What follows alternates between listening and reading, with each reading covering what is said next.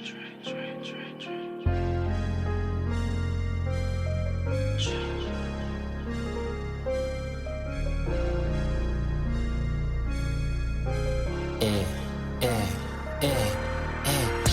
I come to your city, I'm a new score.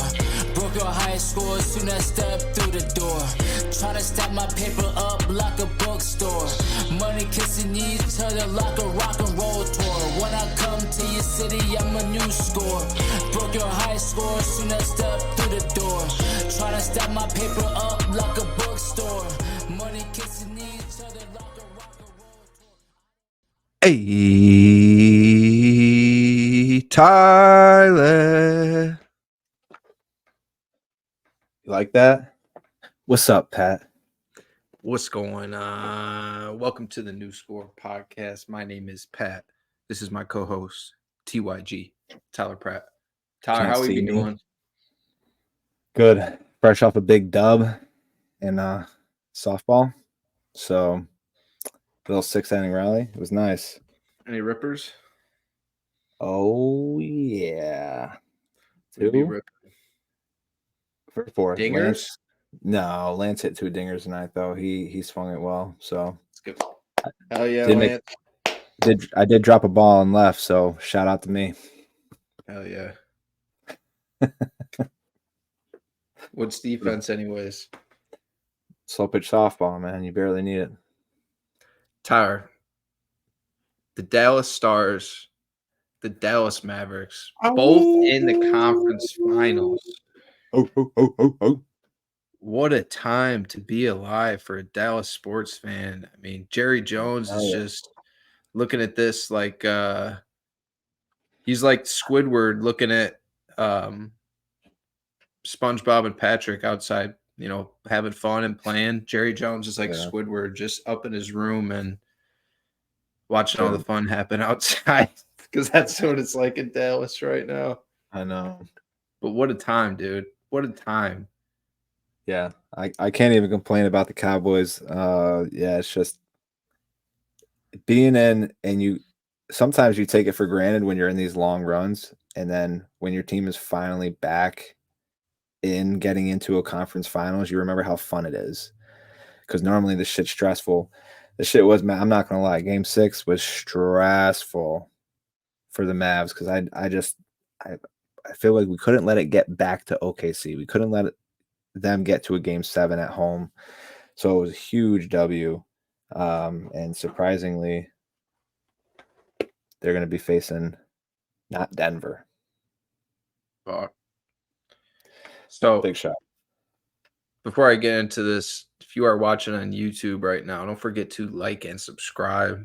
Follow us on Spotify. Follow us on Apple Podcasts. Get at us on Instagram, Facebook, Twitter, TikTok. Appreciate everybody listening.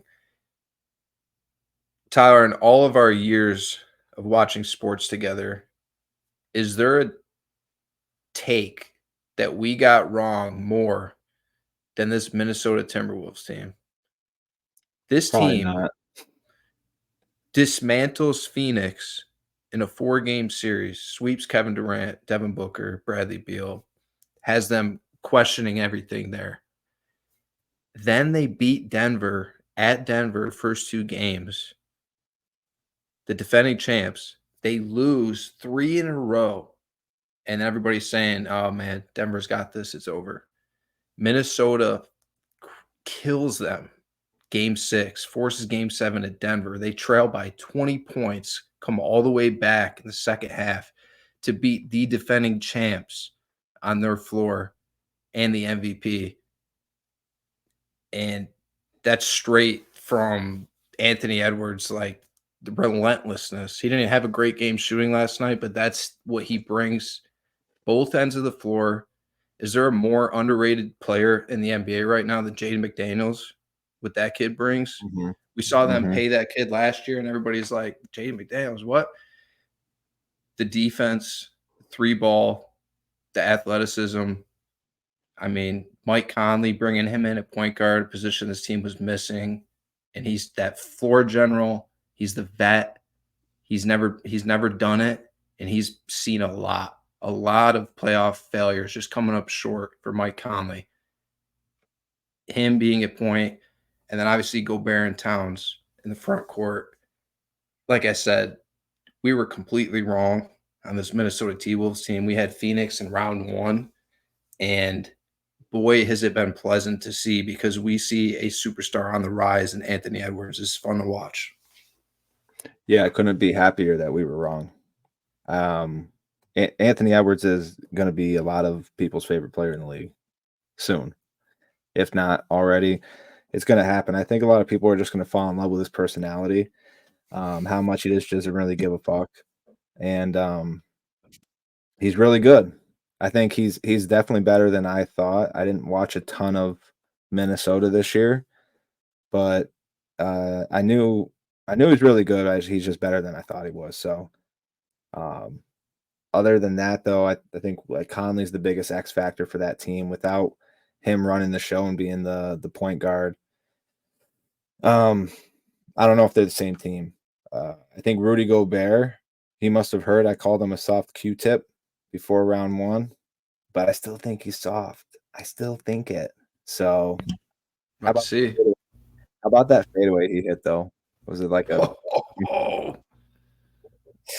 That's what I said. I said, yo, Brad. I was as shocked as the bench.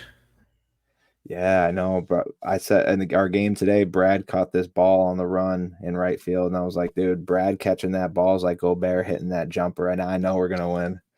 And it's funny because we were down by 5 at that time, by 4 or 5 when he caught that. So it's big all around. But I'm excited for the matchup.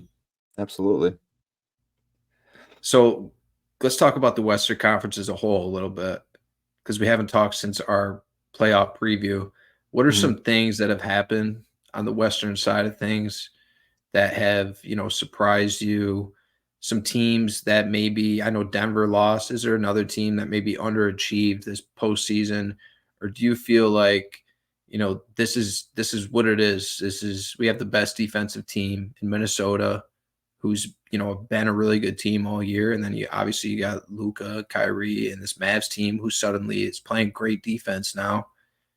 And those two guys, superstars leading their team. Is there anything else that, has gone on the Western side of things that's really intrigued you this postseason? Aside from Minnesota, not really. No. I mean, we knew OKC was really good. I just didn't think that they were ready enough physically. And I think only really having Chet, kind of like people saw that they really need to invest in to get another big man. But I mean, they're good. They're going to be really good for a while. Other than that, Denver can't believe they ended up blowing the last 2 games, but happy for Minnesota. The Clippers, maybe, if anything, the Clippers. The Suns, I don't know, maybe the Suns. I mean, with the Clippers, just Kawhi, missing Kawhi, and even when he was playing, he just wasn't Kawhi, so that was disappointing. I think, Phoenix, because did they get swept? Yeah. I mean, having that big 3, all healthy, by the way. It's not like they were hurt. It's not like they were the Knicks, having guys getting banged up left and right. They were healthy, and they got swept. And it was supposed to be a big year for them. So I think that might be the biggest disappointment out of the West, is those guys. They fired Frank Vogel right after, and then you hear all of the story coming out about nobody was happy with Frank Vogel. It just seems like every time somebody in the NBA gets fired, something that, well, first of all, anytime anything goes wrong, it's never blame the player or blame the structure of that team. It's fire the coach. So it is what it is. And then after that, after they fire them, you hear the stories come out. And I feel like the NBA is just so like, the word just like snake comes to my mind, because I just feel like there's so much of that happens behind the scenes, behind closed doors, talking behind people's backs. It's something, in the NFL, that stuff could like break a locker room. In the NBA, it just seems like that's the way it is. It's just a player-driven league. So I never like to see that when a coach just gets canned and he gets all of the blame. And we're seeing it potentially, perhaps it's the same thing with the Lakers firing Ham. And we all know LeBron's a coach killer, and he has been his whole career. So Ham was going to take the brunt of that. But talking about this matchup, let's stay on this matchup before we dive into the East. Mavs, T-Wolves. What is the X factor of this series? Which player? And then another thing, talk to me about the emergence of Derek Lively. Yeah, so I'll start with Lively. I had I don't want to say high expectations, but I know we needed him. After the draft, he was our best big man day one as a lottery pick, because all we had was Powell, Maxi Kleber, and I think Kleber was even hurt to start the year. So and then obviously they made the trade for Gafford down the line, but Lively it's been huge. I mean, I know he They have Rashawn struggled. Holmes at the beginning of the season, or no? Or was that last year? I don't know if he was part of one of those trades. I thought it was last year. Okay. But it was huge to have him, though. Just kind of emerged the way he has been. I didn't know if he was going to be ready physically, right? Like just have enough strength to kind of be banging around with the other big boys. And we'll see. Like, this is going to be a huge test in this next series. I mean, him and Gafford against Cat and Gobert is going to be fun to watch. But the thing with Lively too is like it's one thing to just be able to rebound as a kid who's 7'1", but it's another thing to be able to play the pick and roll game with guys like Luka and Kyrie. And even you saw it with Jaden Hardy. He's very good at setting the pick. He gets called for quite a few fouls for, maybe being there a little late or whatever the case is, moving screens, but he'll clean that up. They got called for way too many of those. They got to clean that up. But he's able to finish. He's a good finisher around the rim. Free throw shooting has been clutch. He's not a great free throw shooter. I think he shoots it right around like 50 to 60%. But when he's been fouled late in the game, he's been making them at like probably 70 to 80%. So he's been real clutch. He's a great kid. His mom, actually, I don't know if a lot of people know, but his mom just passed away back in April, I think. So he's making this run for her. So proud of the kid, though. He's done an amazing job as a 20-year-old kid. Speaking of X factors coming up, I really think the bench has to be big for Dallas. Speaking of Hardy, Hardaway, Josh Green, those three on the bench, and then I would say PJ Washington. I know I'm naming a bunch of players, but I'll stick with the bench. I think the bench is the biggest X factor. A lot of people have seen what PJ brought in the last two series, and I think Minnesota is going to prepare for that. I don't think anyone's surprised now if PJ Washington comes and plays well. He's a gritty defender. He likes to rebound. He likes to play physical, and his 3-point shot has been great in this run so far. Much improved from when he was in Charlotte. It's hit clutch shots. Yes, very clutch, and those free throws too. Those two free throws, they barely went in, but they went in when they needed to. So, yeah, I love that. I mean, you can't say enough about the two moves they made. That front office bringing in Gafford and bringing in PJ, because they come in, they start right away, and the difference they've made since they've gotten here has been astronomical. It's night and day. I was not high on Dallas before the trades. And then after, and seeing how they played going into the playoffs, very excited. Good time to be a Mavs fan. And Kyrie's hungry. The guy is ready to eat. I love watching him right now. They're just playing great ball. Speaking of that, I talked to you a little bit earlier about, they asked Ant-Man after the game last night about this matchup against the Mavs, and he said he'll be checking Kyrie.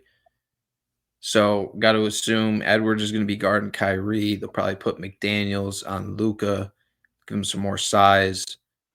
So that's why I mean PJ Washington could very well end up being the X factor again, because who's going to check? Like, is Towns going to come out? I don't think Towns could stay with Washington. I feel like the liability is going to be Minnesota having to guard that. And I know their defense has been great, but he's a guy that's been able to do a little bit of everything, and being able to hit that open three when guys like Kyrie and Luka are going to be driving, penetrating, attracting, all these guys. It's going to leave these shooters open. That's why, like Hardaway, when he's in, he's got to hit those shots. I just feel like this is another series where PJ Washington, big X factor. But I am stoked to see like those two matchups of Luka, Kyrie with Edwards, McDaniels, and then same on the other side, man. It's like, what is Dallas? I know Dallas has looked really good defensively, but this is a different challenge now with what Minnesota brings on the front court. And you also got a superstar in the making in Anthony Edwards. So what are some things that you expect defensively when we talk about matchups between both these teams? Maybe is this a series where Dwight Powell gets some minutes? Who knows? Hell no. But I do feel bad for not even mentioning arguably the MVP for Dallas in last series, Derrick Jones. I mean, that's who's going to be guarding Ant. It's going to be Derrick Jones. He's played just incredible. He's guarding the best guy. He's guarding the best guy. In round one, it was Paul George, and then when James Harden got hot, he was guarding James Harden. He just switches. Whoever he needs to guard, whoever kid wants him to guard, he's picking up the assignment, and he picks him up full court, which I love that. And he's been shooting the best he's shot in his career. So him just being able to do what he's done defensively is enough, but then what he brings on the offensive side of the ball, like Dallas will need that 100%. How about that fadeaway shot he hit to put him up 5 at the end of the clock late in game 6? Just huge shot. So it's a guy I forgot to mention. Yeah. Him, and the best thing about it too, having him and PJ on the floor at the same time, is they can switch. It's a great switch. Dallas isn't afraid to do that. They do it. You just watch their defense, and they're not afraid to switch because they have interchangeable pieces. Because that was the biggest thing throughout the regular season for them, was not scoring. They could score.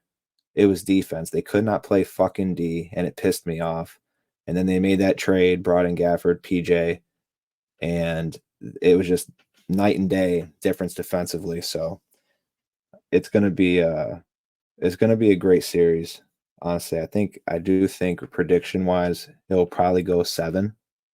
And of course, I'm taking my Mavs. I have to. Mavs in 7. Before we cap off talking about, just want to give, I don't think Jason Kidd's getting enough credit. Talk about when they made this trade last year for Kyrie, everybody was like, what are you doing? He's a cancer to the locker room, all this. Jason Kidd has done a phenomenal job meshing this team and getting Luka and Kyrie both to play together. That can't go unsaid, unnoticed with the job that Jason Kidd's done. It's been really good stuff. It's really fun to watch Dallas. And like you said, now that they're playing defense, they're just fully bought in as a team. It's really fun to watch. But Minnesota defensively, we talk about defense. That's the number 1 defensive team in the league. They just present challenges that other teams, can't present with what they have on their team, from an athletic standpoint, from a size standpoint. I mean, defensive player of the year, young superstar in the making that wants to rip your heart out every possession, and talk about checking guys full court, like just to get under their skin. It's going to be a really fun series, great matchup. I just feel like it's going to be very, very intense, and I can't wait to watch it. Talking about another matchup that is not so exciting, but we still got to dive into it. We still got to give it, the respect it deserves, as being Eastern Conference Finals. Boston Celtics, we both expected to be here, facing off against the Indiana Pacers. So we both had the same predictions for our Final Four. We had Dallas, Denver in the West, and then in the East, we each had Celtics, Sixers.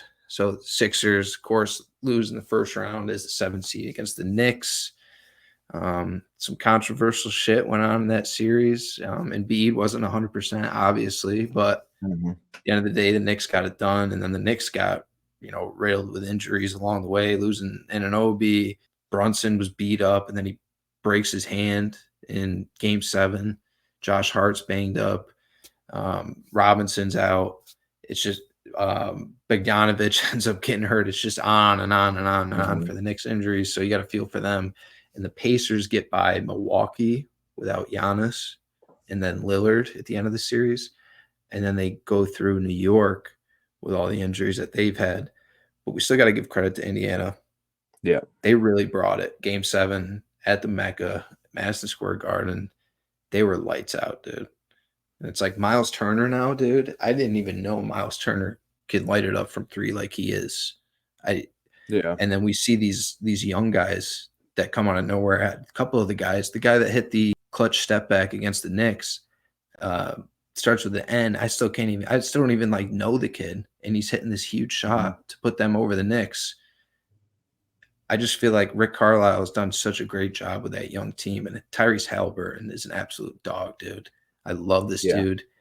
We talk about Edwards, how he doesn't give a fuck. He doesn't want to be your friend. I feel like Halliburton, he's not to that level, but he's got that same like gene where like he's not out there, to be your friend. He's out there to rip your heart out. So I feel like he's been fun to watch. I just think this team is going to have to play unbelievable. I feel like Porzingis, if he either can't be back or he has to be back and him to be like 75% for Indiana to have a chance in this series. I really do. Because I think Porzingis makes Boston that much better. And Porzingis isn't a guy I've been a huge fan of over the years, but he's been a great mesh in Boston with that team. And he doesn't have to, be that first, second, or even third with where Derek White's at now. Like there's no pressure on him in Boston. So he's just out there hooping.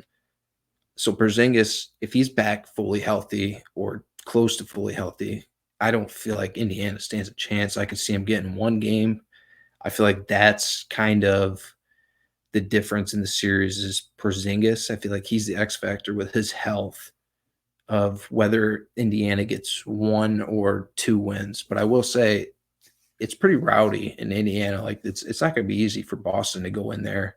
And then we've also seen Boston just get, I don't know, lackadaisical would be the term, where Boston just they go out there and they don't bring it for whatever reason. We saw it happen against Miami, and then we saw it happen in the second round against Cleveland. Just if Boston brings it, just to like a B+ level, I feel like Indiana gets 1 game in the series. But what are your thoughts? Same thing. I mean, I think the kid you're talking about from Indiana is Nembhard, Andrew Nembhard, but they also got Neesmith too. Both guys kind of surprising, but Nembhard, I think I want to say he's Gonzaga. He's like a second year, maybe rookie out of Gonzaga. Dude, which by the way, the Pacers are doing this all without Mathurin, and I think he kind of stepped up once Mathurin got hurt, and he averaged like 8, 4, and 2. But he just doesn't take bad shots. He's got a smooth stroke. He plays good D. He rebounds. He's kind of just like a good team player. They got guys like McConnell, Neesmith. You add them in a mix. It's just I think the effort level. Carlisle's got the boys rolling. And McConnell's he's like a football player out there on the court. I swear to God, like the way he's just fighting for every loose ball, if there's a chance for him to get a hand on something, he's gonna do it. Yeah, dude's unreal. I think he'll cause Tatum to get a T. McConnell's gonna get under Tatum's skin. Tatum's getting a T. But that's the thing. Can Indiana do enough on the defensive end to stop Tatum, Jaylen Brown? And you even have to throw Derek White in the mix, like you mentioned, because that dude is playing out of his mind right now. And but then it comes down to Porzingis. Like I think Siakam can do a solid job on the perimeter and maybe force Porzingis to put the ball on the floor, which he can't really do anymore. But yeah, that's going to be. I think that's going to be the matchup. If he's healthy, him and Siakam on both sides of the floor is going to be a great matchup. But yeah, I just don't know who's going to D up and stop Tatum and Jaylen Brown, and that's why I kind of leaning with you as far as taking the Celtics in 5, maybe 6 at the absolute max. But I don't see it being like a super competitive series unless Halliburton can average 40, which could happen. That would be certainly make it interesting. A couple of things that come to my mind going back to this Eastern Conference side of things. Tobias Harris, that series against the Knicks in that first round, Disappointing for the contract that dude is getting. That team bought in on Tobias Harris instead of Jimmy Butler, remember? For him to not show up in that series for that team, that was pathetic, dude. Honestly, like I've never seen a player just melt of that caliber just completely melt down in the moment. It's like we see all these role players for the Knicks stepping up, making shots. It's like, where's Tobias Harris for this dude? Like, you're supposed to be, that third guy in Philly. You have been. And where were you? Like, that's one thing that's sticking out to me. And then another thing, going back to that Cleveland Orlando series, first round that got like no coverage, by the way, that went 7 games. Awesome series. It wasn't really competitive games, all 7 games. It was kind of just back and forth, teams beating up on each other. But that 7th game ended up being good. And I just want to say, like, I feel like the Orlando Magic, they're really onto something with Banchero and how he stepped up for that team. We talked about it with Weed. Like, if that guy could just get some help, those last couple of games, nobody showed. Like, Franz Wagner was awful. He was awful. It's like, dude, you're supposed to be stepping up, in that Batman Robin, you're supposed to be that Robin. And he did not show up.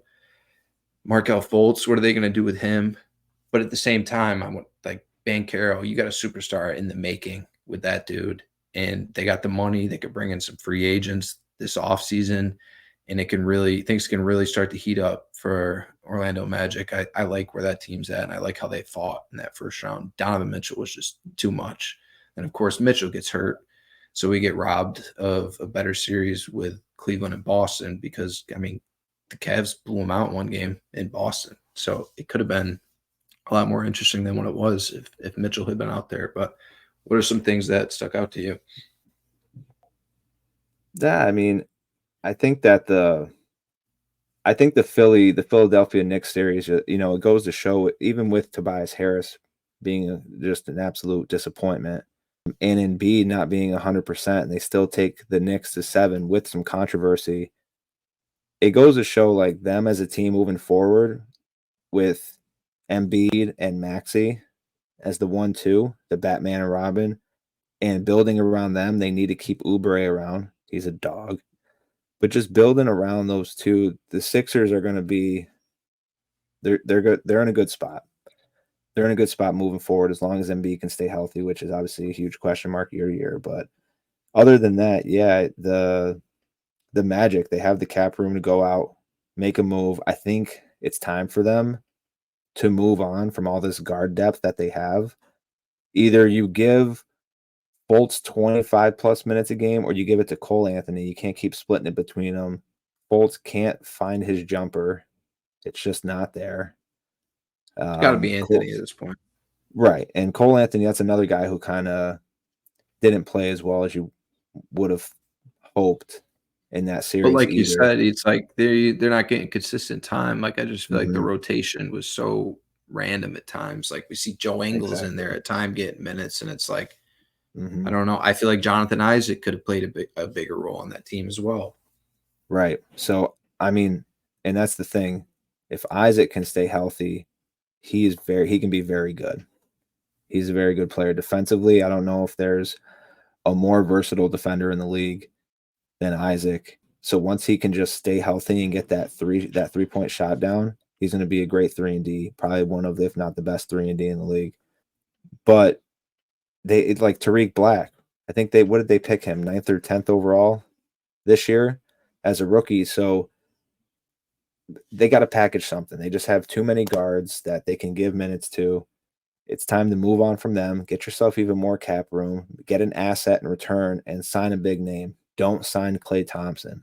Do not give that man $30 million a year. It is not the move. It just is not.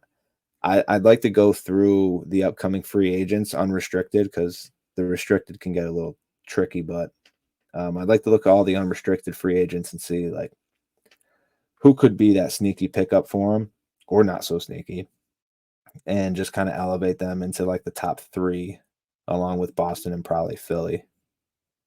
But the Knicks are going to be really good too. That's another thing. What are the Knicks going to do with Randall? I got to look at their contract situation and everything. Yeah.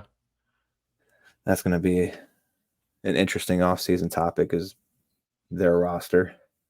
But yeah, that sucks that they got hurt. I know. I just wanted to add in, like, hats off to New York Knicks and what they did this season. That team they were certainly fun, and especially playing at home. They really transcended New York this season and brought life back into that city for what they accomplished. And it's I know that they didn't get it done and the injuries happened, but boy, you got to feel good about where that team was at, where that team is heading, and just the pure competitiveness and the willingness to fight. Those guys that were out there, like the 6-7 guy rotation that was hanging on the end. Every one of those dudes was just a warrior and brought it. Yeah. Like DiVincenzo, dude. DiVincenzo was all by himself basically in that game 7, and he was just lighting it up and bringing it to the floor, both sides of the floor, and you could just see how gassed he was. Like guys like that, Josh Hart, like it's hard not to love dudes like that. So the Knicks will be back. Oh yeah. But yeah, the one question I had for you that we could save for the next one was just regarding Milwaukee. Just because of, I think that's actually one of the more disappointing teams in the East. I know they had the injuries with Giannis being out, but that's the thing. Like, if Giannis is healthy, Lillard's healthy, Middleton's healthy, are they a top 4 team in the East, or does Lillard want to play there? Right. Or are they going to look to start another roster rebuild? Because how much longer can Brook Lopez play at, starting caliber level?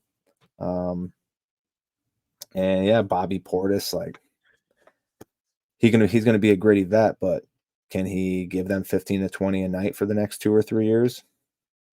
Probably not. Well, that's something I definitely want to dive into. We'll have finals preview. We'll have a finals review. And then in that finals review, we'll talk about the offseason coming up and some of these things that we've been talking about. That is it for our NBA conference finals preview.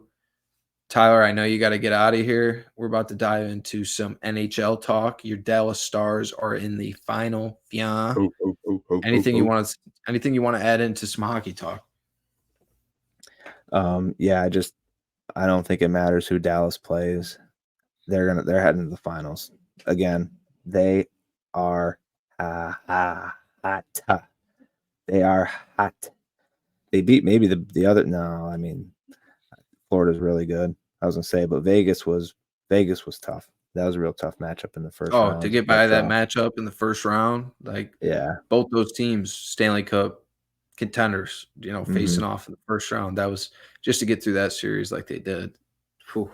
Yeah, and losing the first 2 at home, so to bounce back from that, and then the way that I would say they handled Colorado, because they let one slip away, but they didn't let it get to them. They bounced back, huge win in overtime to secure the series. But yeah, moving forward, like the young guns for them. Wyatt Johnston, gotta love the kid, and then Stankoven. I thought it was for the longest time Skank. I just couldn't read. They're deep though, man. They're a good squad. So deep. They top to bottom, just everywhere. they're loaded. And then They're great loaded. coach, great goalie, like Ottinger, what Ottinger has done this postseason. It's going to be a tough place, tough team to beat, and tough place, tough barn to win in. It's actually funny.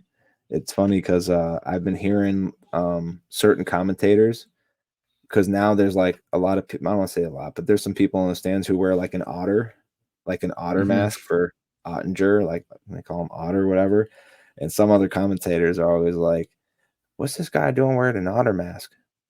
Don't they know it's the Stars? And it's just something else. These guys they don't know why they're wearing an otter mask. Get it together. So it's new. It's new though. You might start seeing more of that coming up.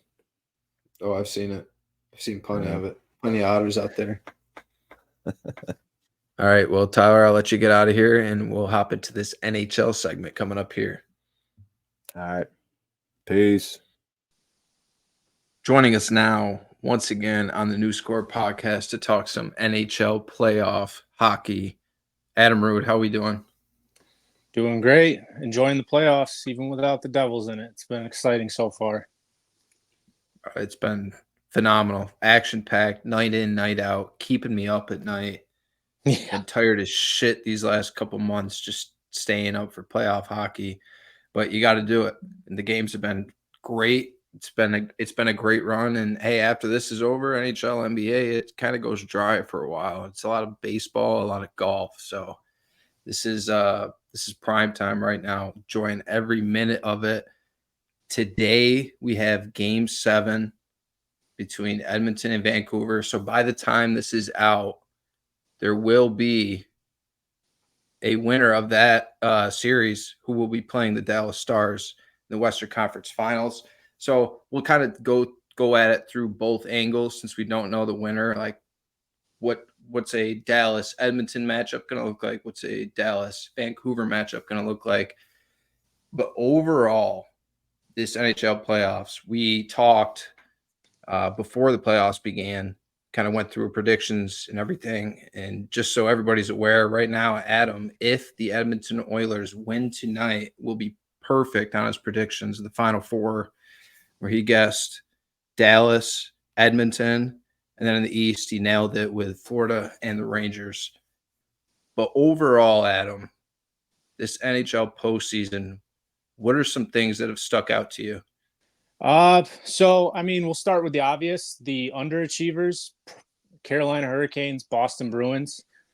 I really thought Boston would put up a bit more of a fight there against the Panthers. I mean, we all expected the Panthers to win, but I at least expected them to try and push towards 7. I know Marchand got hurt and they all cried about dirty hits, but I expected more out of them, to be honest. And it was just kind of a boring series compared to what I had hoped for. Other than the Pasta Kachuk fight, that was amazing. Right off the bench, just beating the crap out of each other. The Canes, I mean, yeah, they did underperform, but at the same time, all those games were close. It's just they didn't take advantage of the 5-on-5 opportunities, which is where the Rangers are lacking the most, is at 5-on-5, and they took too many penalties for their own good. Rangers power play. Whew. Dominant. Same with the Oilers. Yeah, you don't want to give those two teams power play. That's for sure. Overall, like any performances by a team that you're like, damn, that team really showed me something this postseason? Yeah, the Leafs. I have them in the get the fuck out, you suck category. It's getting ridiculous at this point. You change the coach, you change the general manager, you change the vice president of hockey operations. They can't get it done. Marner is on his way out. I'm fairly certain all the experts are in agreement that they're going to ask him to waive his no move clause, and they're gonna try and get something else in there because something's got to change. The core is just not getting it done.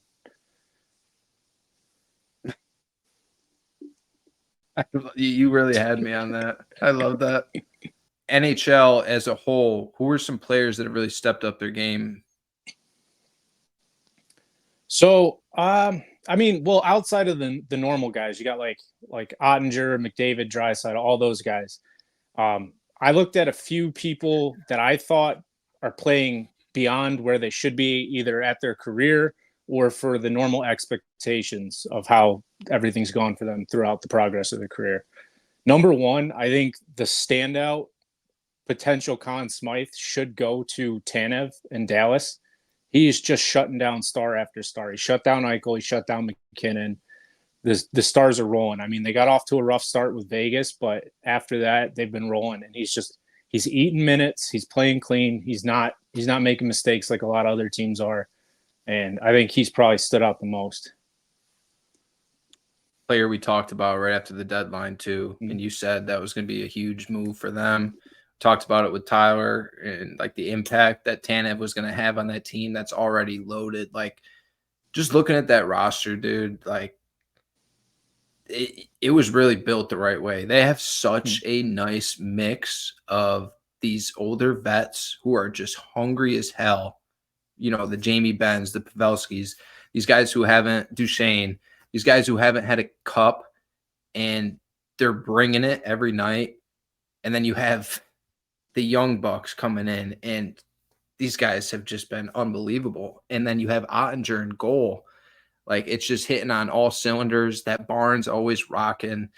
The Dallas Stars are a fun team, and it's going to be, I mean, we talk about Vancouver, Edmonton, whoever wins that has to play Dallas. Like it's not going to be easy for either of those teams. Personally, I like Dallas coming out of it either way. But the Stars they're just buzzing right now, dude. And like I said, that team was built so well put together by that organization. Yeah, it's just crazy because like you get a team like Edmonton. What are you looking out for? You're looking out for Nugent Hopkins, McDavid, and Draisaitl. You can mix and match your line combinations throughout the game to put down your shutdown guys against them. And it's easier to lock them up. Sure, they'll still score, but they won't score as much. With Dallas, the scoring can come from any given place at any given time. Heiskanen's killing it. He's logging about 28 minutes a game. He's up there in points. What's that young kid? Wyatt Johnston. He's stood out for as young as he is. He shouldn't be playing this good. And then the other night, and then elimination game. The commentators in double overtime to start the beginning of the period mentioned it. They were like, something's up Duchesne's ass. Like he's got fire in him. And lo and behold, 10 minutes later, after a failed breakaway attempt, he scores the game winner. It's just any given moment. It's crazy. And I felt great for him in that moment too, winning at Colorado, putting the series away. And I mean, Team Colorado won it years ago, and Duchesne was already gone, so he had to watch, all those guys that he played with win a cup without him. So I felt great for him being able to get that win and play like he did on the road in Colorado. It's just great for him. But I want to take it back. Let's talk about the East a little bit.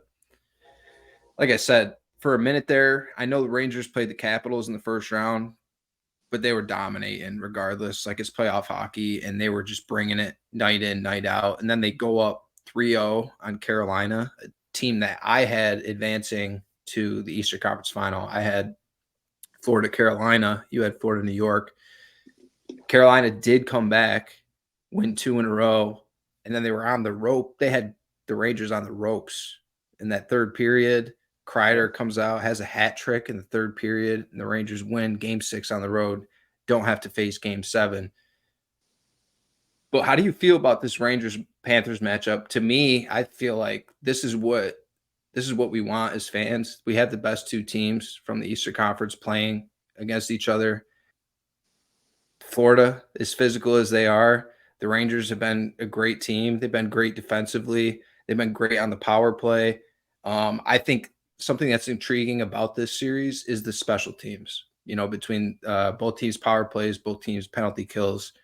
I'm juiced up about this match. The goalie matchup, Bob versus Shesterkin, like so many stars in this series. What are your thoughts? Oh man, I could probably go on with this series for at least an hour segment, to be honest. I'll try and break it down as quick as I can. We start with the goalies. Bob, for some reason, above average during the regular season. They call him playoff Bob for a reason. He makes big saves at big times. For some reason, he's got that calm, cool collectiveness as soon as the playoffs come into effect. Shesterkin started off what appeared to be elite, but I don't think anybody was taking into account that they were playing Washington. Carolina kind of opened the floodgates a little bit. They kind of exposed his weaknesses. He had those streaks of 3 or few goals allowed in playoff games, whatever. It's over now. Carolina kind of exposed him a little bit. The big thing is, like you said, special teams. And this is where it's going to be a danger for Florida. Florida plays physical. They play hard. And I'm not trying to take a shot at the Rangers, even though I hate them. They have mastered the art of diving.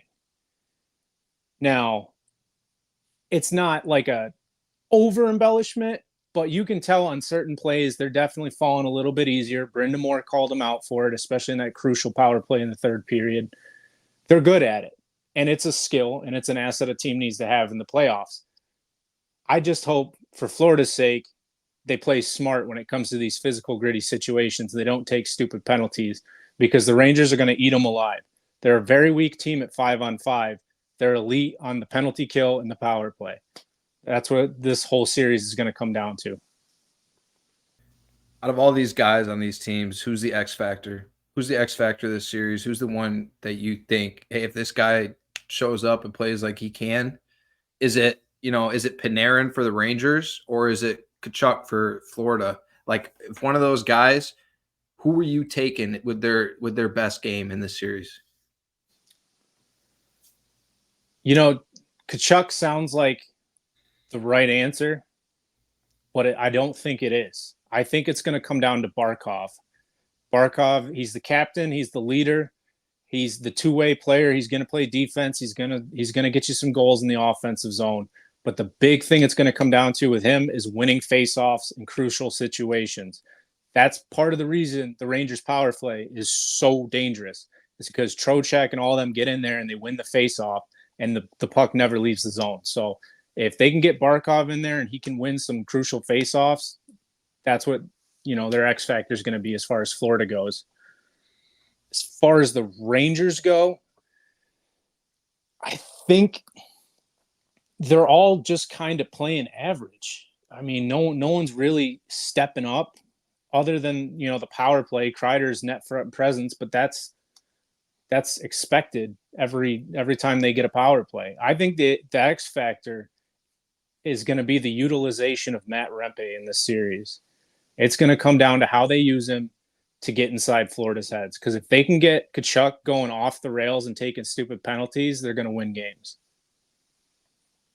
That's a great point. And I wanted to ask you, because there's a fine line, in playoff hockey, where you got to find that balance of being that physical, tough, intimidating team, but also being disciplined so you're not giving up power plays to the other team, especially another team like the Rangers, who are so good on the power play, and you also don't want to take your best players off the ice. So it's such a fine line between those two things. I wanted to ask you, how physical do you expect this series to be? Where is it?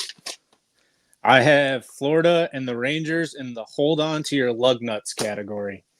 It's going to be a slugfest. These guys are going to be taking shots at the goalies. They're going to be taking shots at each other. It's going to be about as physical as you can possibly imagine. They got grinders. I think what's his name? Bennett in Florida, who's been throwing a lot of dirty hits. And then you got Rempe. Yeah. Rempe's no stranger to him either, his flying elbows, and then you got Trouba. So it's all going to come down to how you utilize your grinders in reality, because they're the ones that are going to be going after the stars and getting inside their head. So just don't take any stupid penalties as far as Florida goes, and you'll win. For the Rangers, you got to keep drawing them. All right, Adam. So who you got? Florida Panthers, New York Rangers. Who's advancing the Stanley Cup final? Hear me out. I hate the Rangers with a passion, and it would kill me more than anything to see them win the Stanley Cup. So what did Adam do? He put a $200 bet on the New York Rangers to win the Stanley Cup, because my grief has a price. I think the Rangers are going to take it in 7. I'm switching from my original prediction of Florida, Dallas in the Cup final. I think the Rangers are going to take it in 7. Wow. Okay. All right. Well, I'm expecting a slugfest, like you said, 7-game series, and I will take Florida. But let's talk about the Western Conference. We talked a lot about the Dallas Stars so far.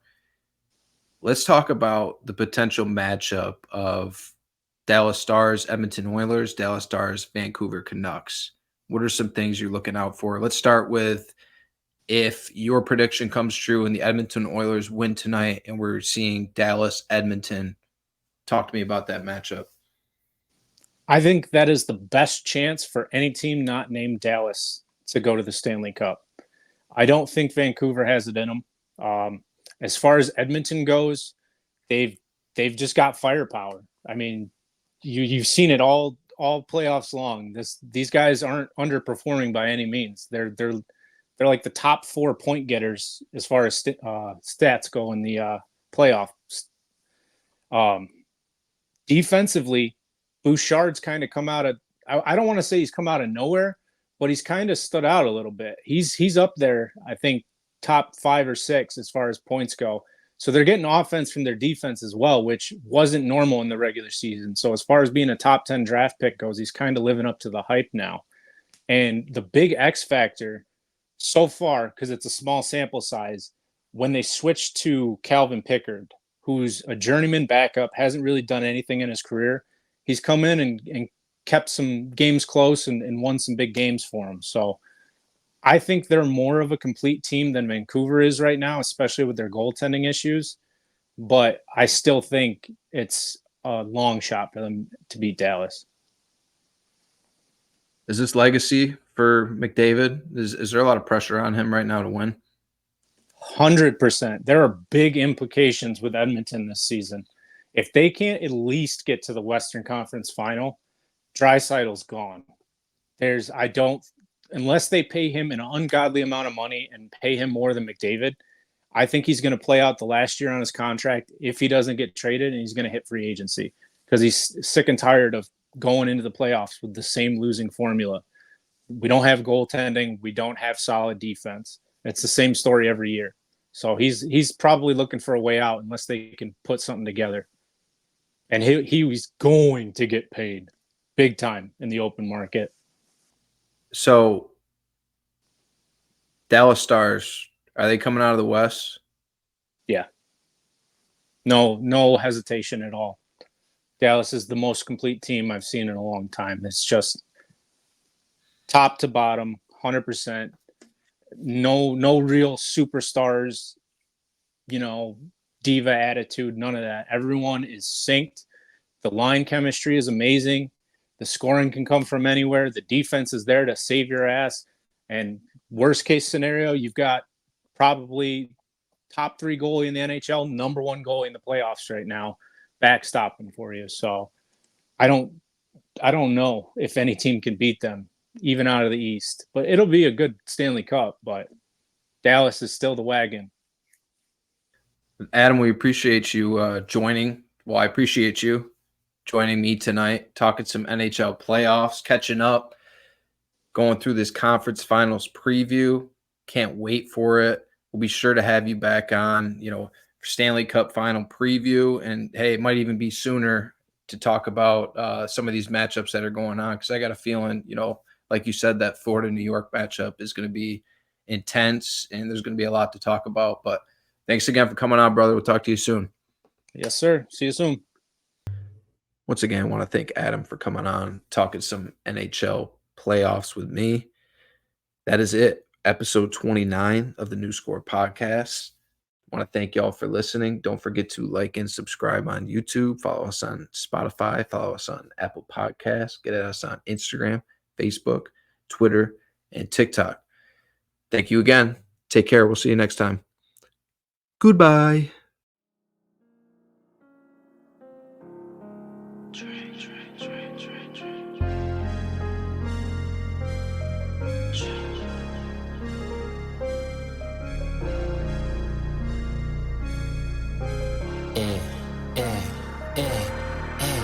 When I come to your city, I'm a new score. Broke your high score soon as I stepped through the door. Tryna stack my paper up like a bookstore.